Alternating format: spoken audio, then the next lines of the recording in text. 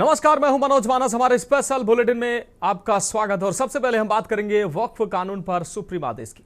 देश में वक्फ संशोधन अधिनियम 2025 को लेकर चर्चा तेज है। सुप्रीम कोर्ट इस पर अंतरिम फैसला सुप्रीम कोर्ट ने सुनाया। कोर्ट ने वक्फ संशोधन अधिनियम 2025 को लेकर सीजेआई ने कहा कि पूरे वक्फ संशोधन एक्ट पर रोक लगाने का कोई आधार नहीं है, लेकिन दो अहम प्रावधानों पर रोक लगाई गई है।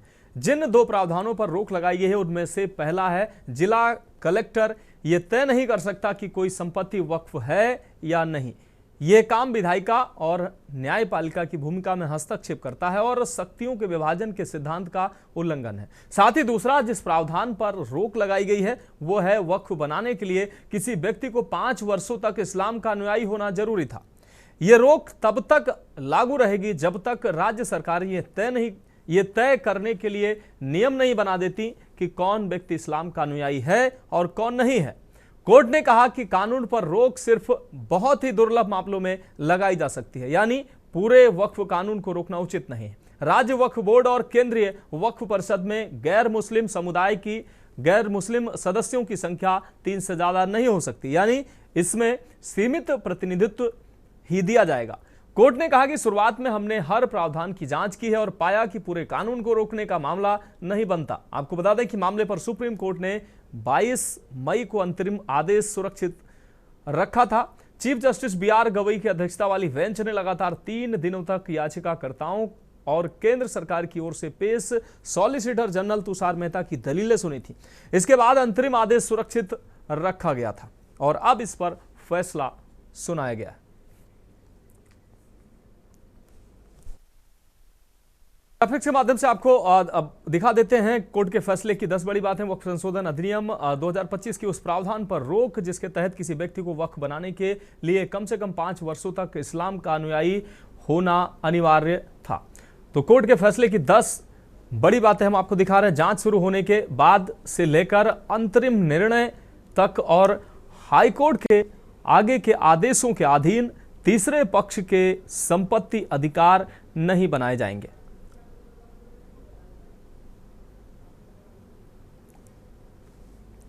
कोर्ट के फैसले की 10 ये प्रमुख बातें हम आपको दिखा रहे हैं। आपको बता दें 11 सदस्यों में से 3 सदस्य गैर मुस्लिम हो सकते हैं। काउंसिल में कुल मिलाकर 4 से अधिक सदस्य जो है। शीर्ष अदालत ने कहा कि किसी भी कानून की संवैधानिक वैधता का अनुमान उसके पक्ष में ही होता है। केवल अत्यंत दुर्लभ मामलों में ही पूरे कानून पर रोक लगाई जा सकती है। तो 5वीं बड़ी बात की अगर हम बात करें, सुप्रीम कोर्ट ने कहा कि कलेक्टर नागरिकों के व्यक्तिगत अधिकार तय नहीं कर सकता है, यह ट्रिब्यूनल का काम है।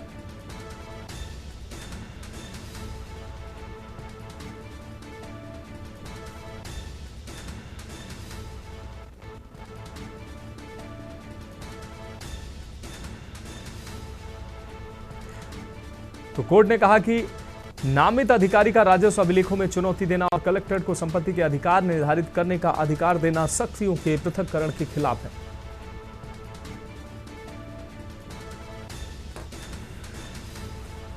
और सुप्रीम कोर्ट के वकील तनुज दीक्षित जी हमारे साथ जुड़ चुके हैं। तनुज दीक्षित जी, वक्फ संशोधन पर सुप्रीम कोर्ट का अहम फैसला सामने आ गया है। हालांकि पूरे कानून को रद्द करने को सुप्रीम कोर्ट ने कहा कि यह अनुचित है, लेकिन उसमें 2 बड़े बदलाव सुप्रीम कोर्ट की तरफ से किए गए हैं। क्या कहेंगे आप? देखिए, मूलत अगर देखा जाए तो सेक्शन जो 3 है और 4 है उस पर पूर्ण रूप से रोक लगा दी गई है जी। साथ ही साथ आर्टिकल 374 यानी अनुच्छेद 374 पे भी रोक लगा दी है, जिसमें राजस्व रिकॉर्ड से संबंधित समस्त धाराएं आती हैं। इसके अतिरिक्त ये भी कहा गया है कि बोर्ड का जो भी सीईओ होगा यानी मुख्य कार्यपालन अधिकारी वो मुस्लिम ही होना चाहिए। और जैसे कि 11 सदस्य बोर्ड बनेगा उसके अंदर 3 से ज्यादा गैर मुस्लिम सदस्य नहीं हो सकते हैं। तो ऐसे करके कुल मिलाकर ये 4 जो महत्वपूर्ण बिंदु है, ये माननीय सर्वोच्च न्यायालय ने आज अपने फैसले में कहा है। इसके अतिरिक्त एक जो पूर्व में जो एक वक्त के लिए 5 साल तक का इस्लाम का अनुयायी होने वाला एक प्रावधान था कि अगर वक्फ बनाना है तो आपको 5 साल का इस्लामिक अनुयायी होने की बेहद आवश्यकता थी। उस प्रावधान पे भी रोक लगाई गई है माननीय सर्वोच्च न्यायालय में, क्योंकि और इस प्रावधान को तब तक के लिए स्थगित किया गया है जब तक राज्य सरकार लेकिन निर्धारित नहीं कर ले कि या कोई नियम नहीं बना ले कि कोई व्यक्ति इस्लाम का अनुयायी है, उसका कोई गाइडलाइन जब तक नहीं बनेगी तब तक ये नियम भी इसको स्थगित किया गया है। जी निश्चित रूप से एक और अहम फैसला जो सुप्रीम कोर्ट ने तनुज दीक्षित जी सुप्रीम कोर्ट ने अपनी बात में रखी। उन्होंने कहा कि कलेक्टर जो है या सिविल सर्विसेज का जो अधिकारी है वो ये तय नहीं करेगा कि कौन सी संपत्ति वक्फ की है या कौन सी वक्फ की नहीं है। मनोज जी इसमें बता देता हूँ, जो अनुच्छेद 374 जो मैंने आपको बताया आर्टिकल 374 पे जो रोक लगी है जी, उसके अंतर्गत जो वक्फ संबंधित जितने भी मामले हैं उसका जो कहेंगे अगर हम निदान जो उसका समस्याओं का जो भी उसका फैसला है, अंतिम फैसला कलेक्टर का नहीं हो सकता है जी। उसको अब वो फैसले ट्रिब्यूनल में ही वक्फ ट्रिब्यूनल में डिसाइड होंगे। और अगर आप वक्फ ट्रिब्यूनल के फैसलों से अगर संतुष्ट नहीं है तो वक्फ अधिनियम की जो धारा है 83 सब क्लॉज 9 उसके तहत भी आप सीधे उच्च न्यायालय में उसको अपील कर सकेंगे और उच्च न्यायालय से संतुष्ट न होने पर माननीय सर्वोच्च न्यायालय यानी सुप्रीम कोर्ट में भी उस फैसले के खिलाफ आप अपील कर सकते हैं। जी निश्चित रूप से तनुज दीक्षित जी बहुत शुक्रिया हमारे साथ जुड़ने के लिए और तमाम अहम जो जानकारी हमारे दर्शकों के साथ साझा करने के लिए। तो सुप्रीम कोर्ट ने आज फैसला सुनाया है। कोर्ट के फैसले की 10 बड़ी बातें भी हमने आपको दिखाई हैं और 2 जो मुख्य बातें सुप्रीम कोर्ट ने इस फैसले में रखी हैं। हालांकि सुप्रीम कोर्ट ने कहा कि इस कानून को रद्द नहीं किया जा सकता है। और अब हम बात करेंगे नौकरी की मांग, प्रदर्शन और संग्राम की। दरअसल खबर बिहार की राजधानी पटना से है, जहां दारोगा अभ्यर्थियों ने सोमवार को पटना में प्रदर्शन किया। पटना कॉलेज से मुख्यमंत्री आवास का घेराव करने के लिए दारोगा अभ्यर्थी निकले थे, लेकिन जेपी गोलंबर के पास इन्हें रोक दिया गया। हालांकि यहां से बैरिकेडिंग को तोड़कर ये लोग आगे बढ़कर डाक बंगला तक पहुंच गए। यहां भी बैरिकेडिंग को तोड़कर कुछ अभ्यर्थी कोतवाली थाने की ओर बढ़ने लगे। इसके बाद पुलिस ने हल्का बल प्रयोग करते हुए इन लोगों को खदेड़ा। छात्र नेता खुशबू कुमारी ने बताया कि सरकार की ओर से 2023 से ही दारोगा बहाली का आश्वासन मिल रहा है। सरकार ने 1817 पदों पर दारोगा की बहाली करने की घोषणा 2 साल पहले कर दी। हालांकि अब तक बहाली की प्रक्रिया शुरू नहीं हुई है। कुछ दिनों पहले मुख्यमंत्री नीतीश कुमार ने सिपाही भर्ती के बाद नियुक्ति पत्र वो बांट रहे थे, तो उन्होंने कहा था कि दारोगा को भी बहाली जल्द करवाएंगे, लेकिन उस पर मुहर नहीं लग पाई है। दूसरी ओर जैसे ही कोतवाली थाने की ओर से पुलिस ने अभ्यर्थियों को वापस खदेड़ा तो ये लोग बीच सड़क पर ही बैठ गए। डाक बंगला और कोतवाली थाने के बीच में हरि निवास के सामने ये सभी रोड पर बैठ कर सरकार के विरोध में नारेबाजी करने लगे। लेकिन पुलिस ने हालात बिगड़ते देख अभ्यर्थियों पर लाठीचार्ज कर दिया। अभ्यर्थियों को पुलिस ने दौड़ा कर पीटा। तो पटना की सड़कों की ये तस्वीरें हम आपको दिखा रहे हैं। दरोगा अभ्यर्थियों का नौकरी को लेकर प्रदर्शन, जिसमें पुलिस को लाठीचार्ज भी करना पड़ा।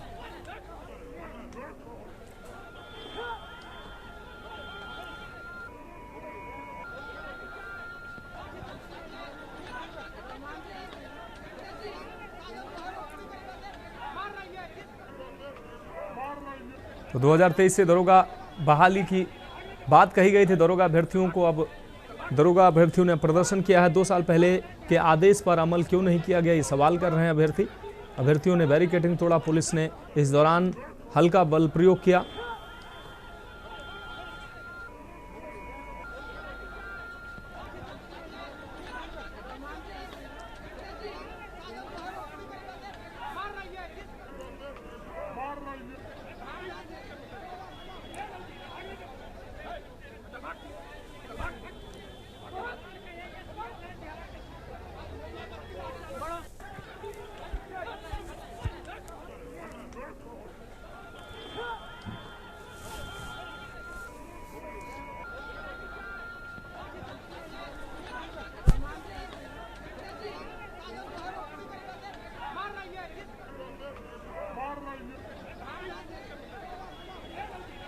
तो अभ्यर्थियों ने बैरिकेडिंग तोड़ा। पुलिस ने इस दौरान हल्का बल प्रयोग भी किया। अभ्यर्थियों ने सरकार के विरोध में नारेबाजी की। इस दौरान पुलिस को लाठीचार्ज करना पड़ा। तो 2023 से ही दरोगा बहाली का आश्वासन सरकार की तरफ से दिया गया था और अब आश्वासन पूरा न होने पर अभ्यर्थी वो भड़के नजर आए और प्रदर्शन उनका देखने को मिला है। 2 साल पहले के आदेश पर अमल करने की मांग जो है अभ्यर्थी करते नजर आए। अभ्यर्थियों ने बैरिकेडिंग तोड़ा। पुलिस ने इस दौरान अभ्यर्थियों को खदेड़ा, उनकी पिटाई की, लाठीचार्ज पुलिस को करना पड़ा।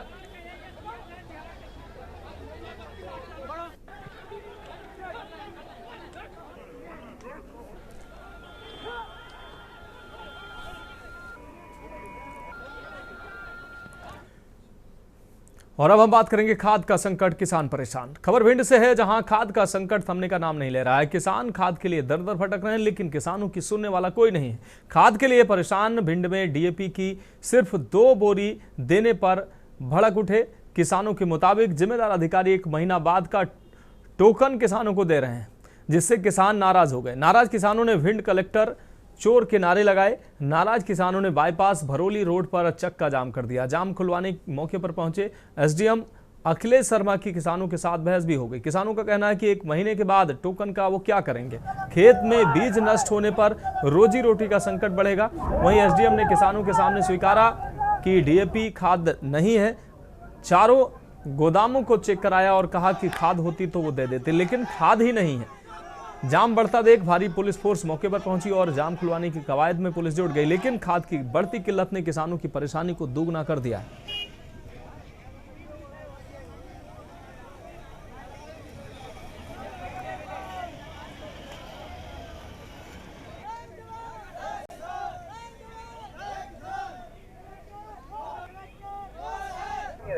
यूरिया अपने पास पर्याप्त है। जितना जो पहले यूरिया की बात सुन लो, यूरिया जितना चाहिए, इसको जितना चाहिए, अब 2 लाख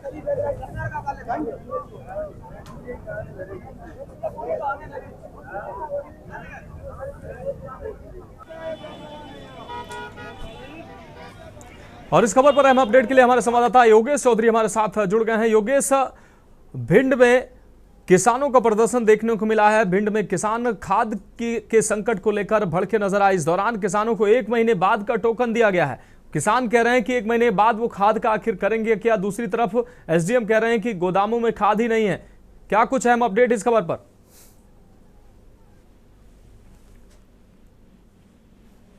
योगेश, क्या आप हमें सुन पा रहे हैं?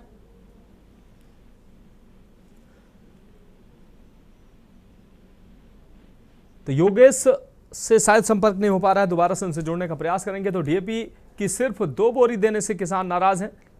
किसानों का कहना है कि उनको जरूरत ज्यादा है, जबकि खाद पर्याप्त दी नहीं जा रही। 30 दिन बाद के टोकन देने से भी किसान आक्रोशित नजर आए। उनका कहना है कि 30 दिन के बाद आखिर वो खाद का क्या करेंगे। उनकी फसल अभी खराब हो रही है या उनको फसल अभी बोना है, और 30 दिन के बाद वो आखिर खाद का करेंगे क्या। तो खाद का संकट थम नहीं रहा है। किसान इसको लेकर परेशान हैं और किसान अधिकारियों पर भड़क रहे हैं।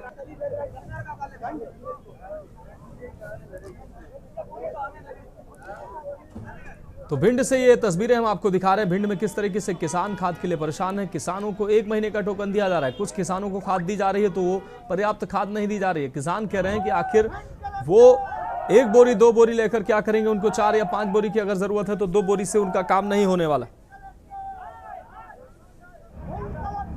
योगेश चौधरी हमारे संवाददाता एक बार फिर से हमारे साथ जुड़ चुके हैं। योगेश, आज जिस तरीके से भिंड में किसानों का प्रदर्शन देखने को मिला, एक तरफ किसान खाद की मांग को लेकर प्रदर्शन कर रहे हैं, दूसरी तरफ अधिकारी कह रहे हैं कि खाद है ही नहीं, क्या दे दें उन्हें। 1 महीने बाद का टोकन उनको दिया जा रहा है। 1 महीने के बाद आखिर किसान खाद क्या करेंगे।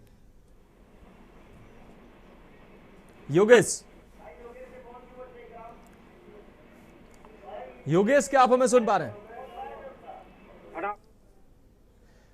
तो फिलहाल योगेश से हमारा संपर्क नहीं हो पा रहा है। भिंड कलेक्टर का विरोध करते नजर आए किसान, हाईवे को जाम किया और अपनी बात जो है, अपनी मांग करते किसानों ने हाईवे को भी जाम किया। किसानों की साफ तौर पर मांग है कि उनको खाद उपलब्ध कराई जाए और पर्याप्त खाद उपलब्ध कराई जाए, जबकि अधिकारी कह रहे हैं कि गोदामों में खाद ही नहीं है।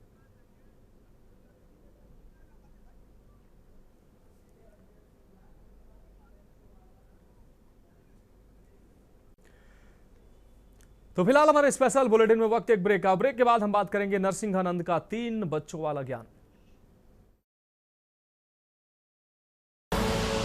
आप देख रहे हैं के न्यूज, खबरों का सारथी।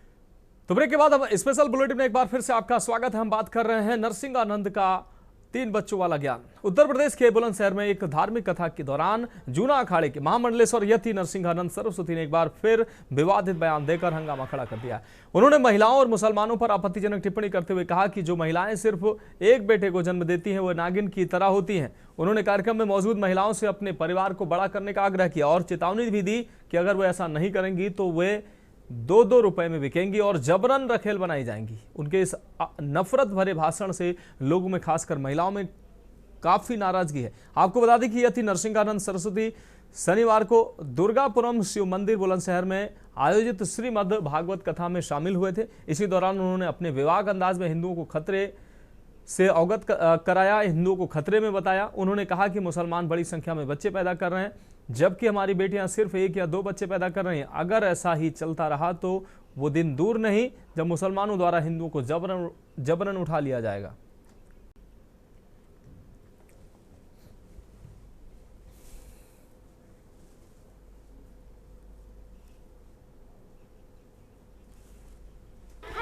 देखिए, जो उन्होंने कहा है, जो नागिन शब्द कहा है, संत के लिए तो बहुत ही सोच समझ के बोलना चाहिए, क्योंकि उन पर डबल जिम्मेदारी होती है। वो काम, क्रोध, लोभ, मोह सबका त्याग किए हुए होते हैं और फिर वो ऐसे शब्दों का यूज कर रहे हैं, तो ये गलत है। जब हम अपने लिए नहीं सुन सकते ऐसे शब्द जो है नाप शनाप, तो हम महिलाओं के लिए कैसे बोल सकते हैं। नागिन शब्द का जो उन्होंने यूज किया है वो बिल्कुल गलत है।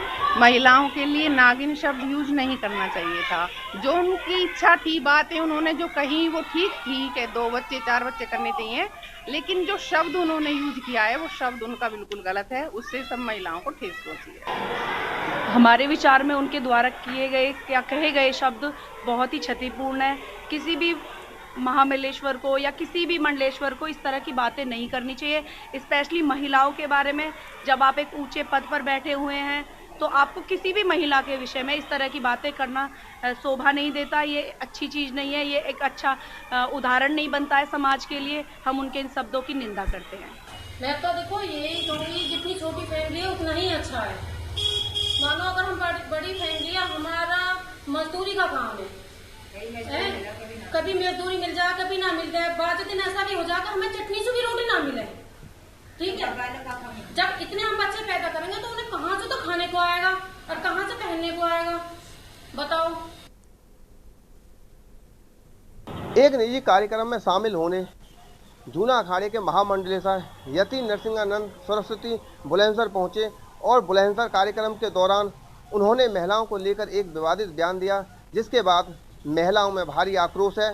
महिलाओं का कहना है एक महामंडलेश्वर संत के द्वारा महिलाओं को लेकर इस तरह का बयान देना वो कहीं ना कहीं बहुत ही निंदनीयपूर्ण है, बहुत ही अशोभनीय है, क्योंकि यति नरसिंहानंद के द्वारा कहा गया है कि जो एक बच्चे को जन्म देती है वह महिला नागिन के समान है।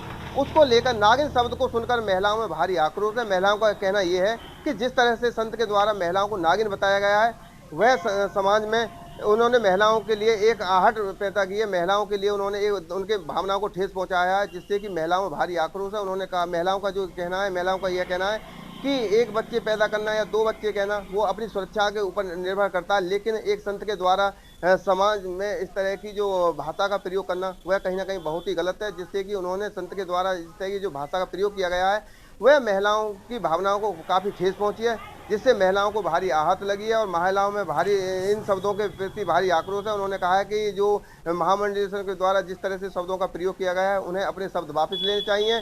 महिलाओं के मान सम्मान को जो उनके द्वारा ठेस पहुंचाई गई है उसके द्वारा उन्हें कहीं ना कहीं अपनी शब्दों को वापस लेकर महिलाओं के प्रति उन्हें संवेदना व्यक्त करनी चाहिए, लेकिन उनके शब्दों के लेकर जिस तरह से महिलाओं में भारी आक्रोश है वह कहीं ना कहीं एक चिंता का विषय लगातार देखा जा रहा है। महिला लगातार इससे भारी आक्रोश है और महिलाओं का कहना यह है कि एक संत के द्वारा इस तरह की जो भाषा का प्रयोग करना वह बहुत कहूँ ना कहूँ अनुचित है।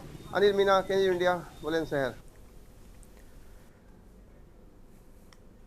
और अब हम बात करेंगे कानपुर के बंटी बबली। फर्जी जज बनकर करोड़ों की टप्पेबाजी करने वाले 7 ठग और उसकी पत्नी को कानपुर पुलिस ने गिरफ्तार कर लिया है। आपको बता दें, आरोपी खुद को जज बताकर लोगों को लोन दिलाने का झांसा देता था और अब तक लाखों करोड़ों की ठगी कर चुका है। पुलिस ने दोनों को पकड़कर 42 लाख से ज्यादा की नकदी बरामद की है। ये कार्रवाई DCP central zone Shravan Kumar Singh के नेतृत्व में सर्विलांस और स्वाट टीम ने अंजाम दी है। कानपुर कमिश्नरेट पुलिस ने फर्जी जज बनकर ठगी करने वाले एक ऐसे गैंग का पर्दाफाश किया है जिसने अब तक लाखों करोड़ों की टप्पेबाजी की है। पुलिस के हाथे चढ़ा ये शख्स असल में विष्णु कुमार गुप्ता है, लेकिन लोगों को बरगलाने के लिए खुद को आयुष्मान शंकर नाम से हाई कोर्ट का जज बताता था। आरोपी के साथ उसकी पत्नी भी इस पूरे खेल में बराबर की भागीदार रही। पुलिस ने मामले का खुलासा करते हुए बताया कि आरोपी ने लखनऊ के केजीएमयू की नर्सिंग ऑफिसर को भी अपने झांसे में लिया था। इन लोगों ने महिला को कानपुर बुलाकर बड़े लोन का लालच दिया, यहां तक कि उसे मूवी दिखाने के बहाने रेव 3 मॉल ले गए और फिर मौके का फायदा उठाकर करीब 59 लाख रुपए की टप्पेबाजी कर फरार हो गए। लेकिन फरारी ज्यादा दिनों तक चल नहीं पाई। DCP central zone Shravan Kumar Singh के नेतृत्व में सर्विलांस और स्वाट टीम ने घेराबंदी कर दोनों को गिरफ्तार कर लिया। पुलिस ने आरोपियों के पास से 42 लाख से ज्यादा की नकदी बरामद की है। पुलिस का कहना है कि आरोपी के पुराने आपराधिक रिकॉर्ड भी खंगाले जा रहे हैं और ठगी के अन्य पीड़ितों की तलाश भी जारी है।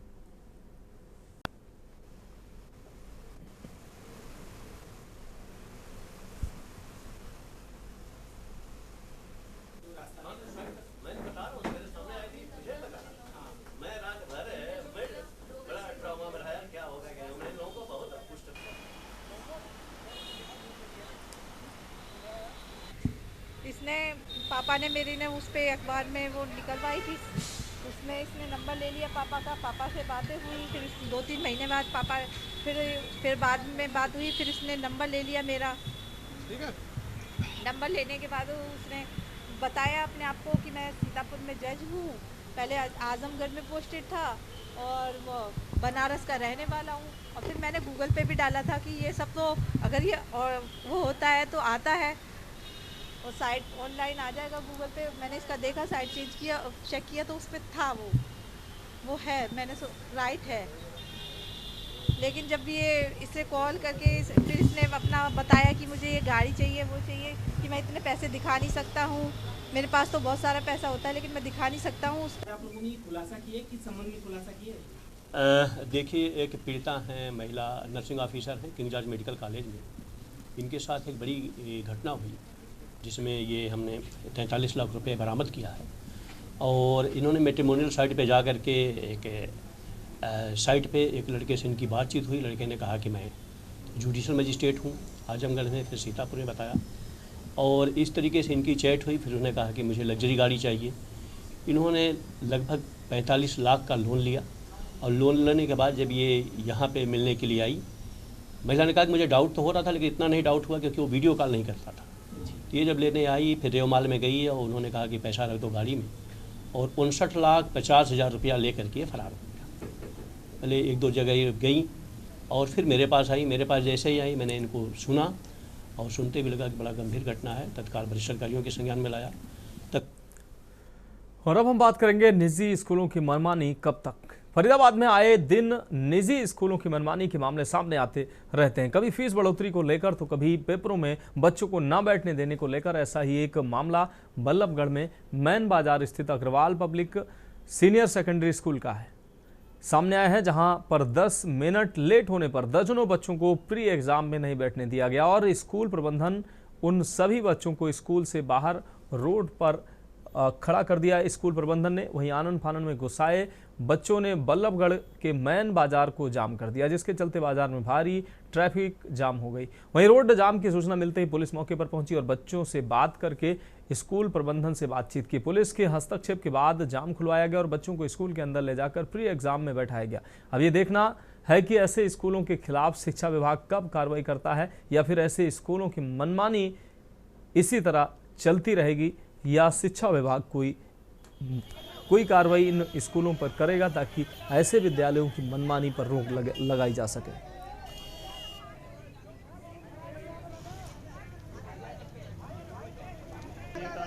प्रिंसिपल से बात हुई थी कि लेट आते हैं, 7:30 का टाइम है और 7:50 तक एंट्री करते हैं। पहले भी बताया, पेरेंट्स को बताया हुआ है कि भाई लेट आते हैं, इनके पेरेंट्स को बताया हुआ है। सर एक मिनट आपकी उसके बाद आश्वासन ये दिया कि सभी अपने टाइम से आए कल से। क्या मैं हम 1 मिनट लेट हुए, 7:30 को स्कूल में 7:31 पे यहाँ पे आ गए थे, लेकिन हमें स्कूल के अंदर एग्जाम देखने जा रहा था। तो आपने बोला इसी विरोध में आपने रोड जाम किया है क्या? इसी विरोध में हमने रोड जाम किया है क्योंकि हमें कुछ तो उपाय चाहिए, या तो हमें स्कूल में एग्जाम या तो फिर हम यहाँ पे खड़े रहेंगे। हम क्या कर सकते हैं? तो फिलहाल स्पेशल बुलेटिन में अभी के लिए मेरे साथ इतना ही। मुझे दीजिए इजाजत और आप देखते रहिए के न्यूज इंडिया। आप देख रहे हैं के न्यूज, खबरों का सारथी।